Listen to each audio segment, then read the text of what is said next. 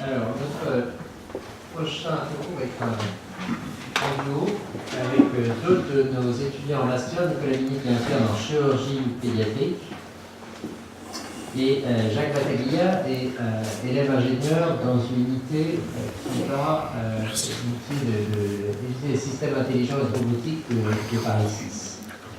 Et ils ont chacun, pour leur sujet de master, une problématique commune qui est de nous aider à élaborer un instrument qui nous permettra de réaliser dans de meilleures conditions qu'aujourd'hui des cystoscopies fétales, en particulier pour essayer de lever les formes graves de valves de l'urètre postérieure lorsqu'elles sont patentes et exprimées in utero. Merci. Bonjour à tous. Donc merci de l'opportunité de présenter ce projet. Du coup, vous avez fait l'introduction, donc on va commencer directement par les petits rappels. Les LUTO qui correspondent aux obstacles urinaires bas, c'est l'acronyme anglais pour Lower Urinary Tract Obstruction. C'est des malformations qui sont rares, puisque vous voyez que c'est 2 à 3 naissances sur 10 000. La première cause, la première étiologie est la valve de l'urètre postérieure. Et donc la physiopathologie est assez simple, hein, c'est-à-dire qu'il y a un obstacle sous la vessie, une dilatation de l'urètre postérieure qui forme le récessus sous-vésical qu'on voit très bien à l'échographie, la vessie de lutte en amont, la dilatation du haut appareil, et puis l'hypodysplasie rénale qui peut aboutir à des reins kystiques dans certains cas. Les conséquences, je vous les ai rappelées là. À court terme, c'est l'insuffisance rénale à la naissance et surtout l'hypoplasie pulmonaire. C'est l'hypoplasie pulmonaire qui va déterminer la survie du nouveau-né à la naissance. Et puis à long terme, les conséquences néphrologiques avec l'insuffisance rénale chronique, c'est une des principales causes d'insuffisance rénale chronique chez l'enfant et qui peut représenter jusqu'à 60% de la transplantation rénale pédiatrique. L'hypertension artérielle, les troubles des concentrations des urines, et puis les troubles urologiques type de dysfonction vésicale et infection urinaire. Bon, là, je vous ai mis une photo prêtée par nos pathologistes à Necker de sténose urétrale congénitale. On voit, après opacification de la vessie, vraiment la vessie est assez énorme.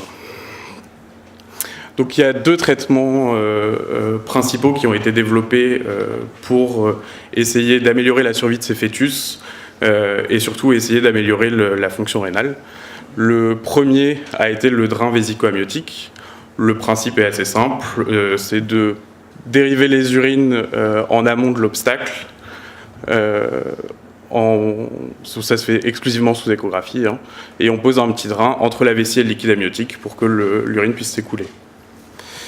La deuxième technique plutôt, a été la cystoscopie fétale. Donc le principe est d'aller mettre un fétoscope, comme vous avez pu voir dans les autres interventions, qui est inséré à travers cette chemise-là, directement dans la vessie du fœtus, et qui va permettre d'aller voir l'obstacle et éventuellement de le traiter.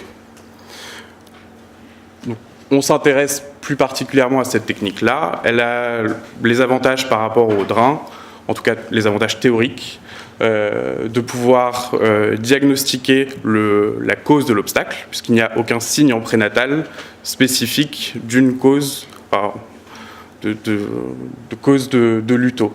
Donc on n'arrive pas à différencier en prénatal une atrésie de l'urètre, d'une sténose congénitale de l'urètre, d'une valve de l'urètre postérieure.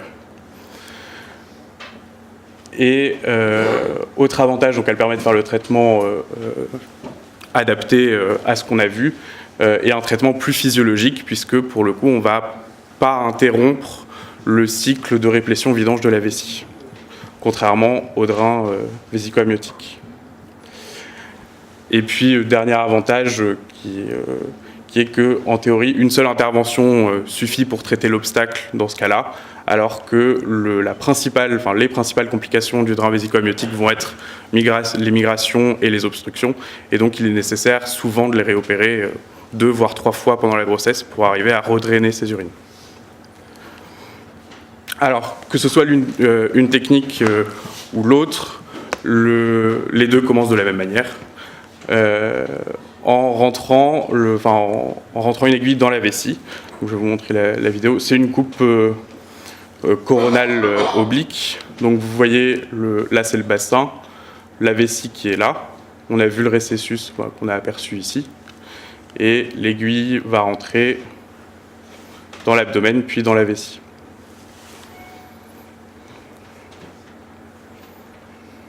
Voilà, hop, l'abdomen et la vessie. À partir de là, soit dans le cas du drain, on largue le petit drain qui du coup va dériver les urines vers la cavité amniotique, soit on va rentrer un trocar à travers via un guide qu'on va passer dans l'aiguille pour arriver à mettre notre cystoscope. Donc la cystoscopie fétale a ses propres limites. Actuellement, la principale est l'inadéquation du matériel qu'on utilise. Ce n'est pas un fétoscope qui est fait pour ça. Il n'est notamment pas adapté à la conformation de la vessie fétale en cas de luto. Ça, plus le fait qu'il n'y ait pas de système d'étanchéité, ce qui complique les choses, vous allez le voir. Et donc ça, c'est responsable d'un taux d'échec et de morbidité important, puisqu'on arrive avec le fétoscope pas à passer l'angle formé entre la vessie et l'urètre. Et donc, dans le traitement des valves, notamment, on peut être amené à faire une petite fulguration laser sur la valve pour essayer d'ouvrir le trou. Et donc, le fait qu'on n'arrive pas à voir correctement cet obstacle va faire qu'on va tirer un peu à côté et donc donner des fistules périnéales comme ça a été décrit. Donc, un des objectifs de ce travail va être de développer un nouveau cystoscope, mais qui sera adapté à l'anatomie de la vessie fétale. Deuxième limite, c'est qu'il n'existe pas de modèle expérimental de cystoscopie fétale. Et donc il va falloir qu'on arrive à en développer un, ne serait-ce que pour arriver à tester l'instrument qu'on va mettre au point. Et enfin, je vous en reparlerai à la fin, il n'y a pas de critères de sélection, on ne sait pas qui opérer dans tous ces fœtus. Et donc on va essayer de corréler l'histologie rénale avec des données échographiques et biochimiques prénatales pour déterminer des critères de sélection. Alors, donc je vous ai mis une vidéo de cystoscopie. Donc, ouais, on rentre dans le trocar, on arrive dans la vessie, la berge antérieure du col est là. Hop, on passe dans l'urètre postérieure. On va voir le verru montanum qui va être juste là. Voilà, alors vous allez voir que tout va se dégonfler. Enfin, tout va se...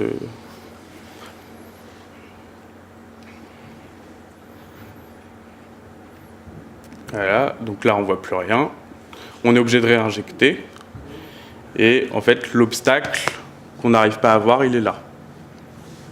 Donc on n'arrive pas à passer l'angle qui est là avec le fétoscope. Donc la première partie de ce projet, c'était l'étude de la vessie fétale pour essayer de savoir quel instrument il fallait développer. Donc on s'est basé sur les IRM fétales, la base de données d'IRM fétale faite à Necker, en mesurant 3 angles. Le premier est l'angle que vous voyez en rouge, qui est l'angle du col. Le deuxième, l'angle qu'on a appelé vésico-urétral. Et enfin le dernier, le bleu, qui est l'angle entre le dôme de la vessie et l'urètre postérieure. On a mesuré ça sur 18 fœtus ayant des lutos, toutes causes confondues, en le comparant à des témoins. Et donc les résultats nous suggèrent qu'il y a un seul angle qui varie entre les lutos et les contrôles, c'est l'angle du col qui donc vous est représenté en rouge. L'angle vésico-urétral n'était pas mesurable chez les contrôles. En l'absence d'obstacle, on ne voit pas cette partie-là. En tout cas, on ne la voit pas assez bien pour pouvoir mesurer l'angle. Et l'angle du dôme ne variait pas. Et on a également réalisé une analyse de variance qui montrait que ces angles ne variaient pas en fonction du terme, ce qui est assez pratique pour mettre au point un instrument. Donc à partir de ça, on a rédigé le cahier des charges pour le fétoscope et on a pu déduire qu'il fallait un angle d'à peu près 60 degrés pour que le fétoscope arrive à atteindre l'obstacle urétral. Là, je vous ai représenté la situation actuelle. avec le fétoscope actuel, on a un angle d'à peu près 15 degrés, donc on voit bien que l'obstacle est difficilement atteignable. Alors, une autre question qu'on s'est posée, c'était la place de l'IRM prénatal dans ces pathologies-là. Je vous ai rappelé les signes d'appel échographiques en cas de LUTO, dans le diagnostic prénatal de LUTO. Donc la mégavessie de lutte, la dilatation du haut appareil, le récessus sous-vésical qu'on appelle keyhole sign, et puis les reins, qui peuvent être soit normaux, on apprécie également le degré de différenciation, l'échogénicité, la présence de kystes, et le liquide qui en général est normal ou diminué, il est augmenté que dans de rares cas, bien spécifiques. En tout cas, il n'y a aucun signe spécifique de valve de l'urètre postérieure en anténatal, et on s'est rendu compte que l'IRM fœtal pouvait apporter quelque chose. Outre la morphologie fœtale qui est rendue possible par l'IRM, puisque l'anamios limite énormément les capacités de l'échographiste à faire sa morphologie fœtale. On a également pu faire des diagnostics étiologiques de LUTO à partir des séquences 3D d'IRM. Donc, je vous en ai mis une représentation ici, où on voit la valve qui fait saillie dans l'urètre postérieur. Et à partir de ces images-là, David Grévin, qui est radiologue pédiatre à Necker, a fait des reconstructions et utilisé un logiciel d'endoscopie virtuelle. Donc je vais vous montrer, ça va assez vite. C'est une cystoscopie virtuelle, je vais essayer de vous montrer en même temps où on est sur l'image. Bon, donc on rentre dans la vessie. Là, on voit l'urètre qui est perméable. Ce qu'on voit ici, c'est le trou qui reste, la valve étant autour. On n'arrive pas à bien la discerner. Voilà. On passe dans le trou. Voilà. Et ce qu'on voit ensuite, c'est l'urètre qui est après l'obstacle. Bon, vous allez voir le trajet retour.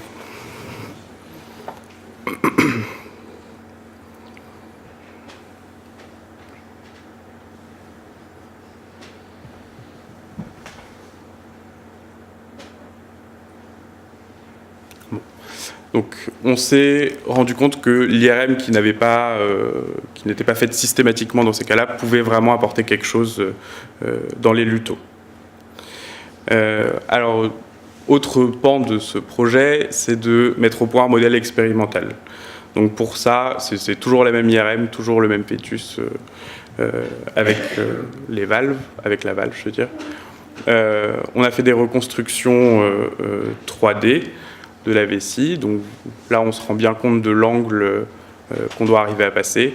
Et puis avec l'aide du laboratoire IMAC2 dirigé par Madame Sarnaki à Necker, on a pu imprimer en 3D cette vessie. Et récemment, on a commandé un modèle souple de vessie qu'on espère pouvoir intégrer à ce modèle expérimental. Alors, le dernier pan de ce projet, c'est d'essayer de déterminer des critères de sélection prénataux. Les études, alors je vous ai pas rappelé toutes les études qui évaluent ces techniques parce que je n'avais pas le temps, mais les études sont globalement très mitigées quant aux résultats de la cystoscopie fœtale. On peut expliquer ça de deux manières.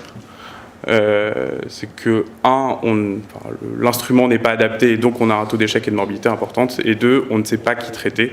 Donc forcément, il y a probablement des fœtus qui ne pourraient pas bénéficier de ça et qu'on traite actuellement. En regardant la littérature, il y a deux cohortes histologiques qui ont regardé l'histologie rénale chez ces fœtus-là. Et dans ces deux cohortes, donc il y a 47 fœtus au total, ça fait pas beaucoup, mais il y a quand même 4 fœtus LUTO avant 20 semaines qui ont une histologie rénale normale ou subnormale potentiellement réversible. Donc ça donne un petit peu d'espoir quand même pour pouvoir sauver ces fœtus-là. Et donc le projet qu'on va mener, c'est de regarder l'histologie rénale des fœtus issus d'IMG et de mort fœtale avant 20 semaines et le corréler avec des données prénatales pour essayer de trouver ces critères de sélection. Bon, donc en conclusion, les lutos sont des malformations rares avec une morbidité importante. On a une technique actuellement qui est prometteuse et qui peut permettre de sauver probablement une partie de ces fœtus, en tout cas sauver la fonction rénale de ces fœtus. Mais elle est limitée par des obstacles techniques et l'absence de critères de sélection, et donc il faut qu'on s'attelle à essayer de corriger ça. Voilà. Je vous remercie.